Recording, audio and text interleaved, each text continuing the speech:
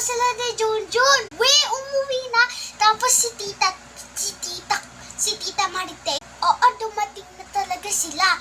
Nandun na sa bahay nila, maaga sila nakauwi. Pwede din si Mami magpasa. Bago na akong bag. Binigay ito ng Mami ko. Puntahan ko si Tita at mamaya may pasalubong siya sa akin. I think sure wala namang pasalubong sa'yo si Tita. Ha? Tita mo ba yun? Tita ko yun. Siya yung pumunta ng una kong binyag. Hindi yun nakapunta sa binyag mo doon. Ay, tawag mo lang doon, Marites, Ate Marites.